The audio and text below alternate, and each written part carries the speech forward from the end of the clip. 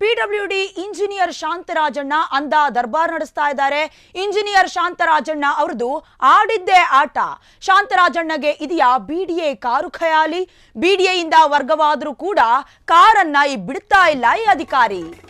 PWD engineer Shantharajanna ಅಂಧ ದರ್ಬಾರ್ ನಡೆಸ್ತಾ ಇರುವಂತದ್ದು. ಇಂಜಿನಿಯರ್ ಶಾಂತರಾಜಣ್ಣ ಅವ್ರು ಏನ್ ಆಡ್ತಾರೆ ಅದೇ ಆಟ.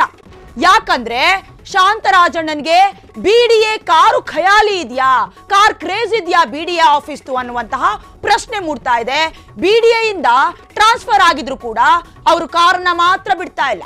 ವರ್ಗವಾದ್ರೂ ಸೀಟು ಬಿಟ್ಟು ಕೊಡದೆ ಹಿಂದೇಟು ಹಾಕಿದ್ರು ಶಾಂತರಾಜಣ್ಣ. ಇದೀಗ ಮತ್ತೊಂದು ಎಡವಟ್ಟು ಮಾಡ್ತಾ ಇದ್ದಾರೆ.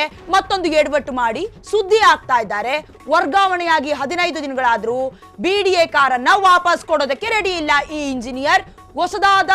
ಹೊಸದಾಗಿ ಇಂಜಿನಿಯರ್ ಸದಸ್ಯರಾಗಿ ಬಂದಿರುವ ನಂಜುಂಡಪ್ಪಗೆ ಬಿಡಿಎ ಕಾರನ್ನು ಕೊಡೋದಕ್ಕೆ ಇವರು ತಯಾರಿಲ್ಲ.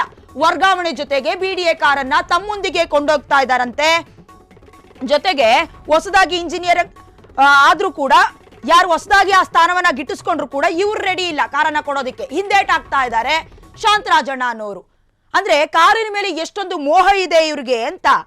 ಪಿಡಬ್ಲ್ಯೂಡಿ ಇಂಜಿನಿಯರ್ ಆಗಿರುವಂತಹ ಶಾಂತರಾಜಣ್ಣ ಅಂಧ ದರ್ಬಾರ್ ಮಾಡ್ತಿದ್ದಾರಾ ಅಂತ. ಈ ಹಿಂದೆ ಇವ್ರಿಗೆ ಟ್ರಾನ್ಸ್ಫರ್ ಆಗಿದ್ರು ಕೂಡ ನಾನು ಈ ಸೀಟ್ನ ಬಿಟ್ಕೊಡೋದಿಲ್ಲ ಅಂತ ತಕರಾರು ತೆಗೆದಿದ್ರು. ಇದಕ್ಕೆ ಸಂಬಂಧಪಟ್ಟಂತೆ ಬಿಡಿಎ ಆಫೀಸ್ನ ಕಾರು ತಮ್ಮ ಪರ್ಸನಲ್ ಕಾರು ತಮಗೆ ವೈಯಕ್ತಿಕ ಉಪಯೋಗಕ್ಕಾಗಿ ಕೊಟ್ಟಿದ್ದಾರೆ ಅಂತ ತಿಳ್ಕೊಂಡಿದ್ದಾರೆ ಏನೋ ಗೊತ್ತಿಲ್ಲ. ಬಿಡಿಎ ಕಾರನ್ನ ಮಾತ್ರ ವಾಪಸ್ ಕೊಡೋದಕ್ಕೆ ಈ ಇಂಜಿನಿಯರ್ ರೆಡಿ ಇಲ್ಲ. ಬರೋಬ್ಬರಿ 15 ದಿನಗಳಾಗಿದೆ ವರ್ಗಾವಣೆಯಾಗಿ. ಆದ್ರೂ ಕೂಡ ಬಿಡಿಎ ಕಾರನ್ನ ನಾನು ರಿಟರ್ನ್ ಕೊಡೋದಿಲ್ಲ, ನಾನು ಆಡಿದ್ದೆ ಆಟ. ಅವ್ರಿಗೆ ಕಾರಿನ ಖಯಾಲಿ ಇದೆಯೇನೋ ಗೊತ್ತಿಲ್ಲ, ತಮ್ಮೊಂದಿಗೆ ಕೊಂಡೊಯ್ದು ಅವ್ರದ್ದು ಅಂದ್ರೆ ಬಳಕೆ ಮಾಡ್ಕೊಳ್ತಾ ಇದ್ದಾರೆ ಅಂತ ಹೇಳಲಾಗ್ತಾ ಇರುವಂತದ್ದು.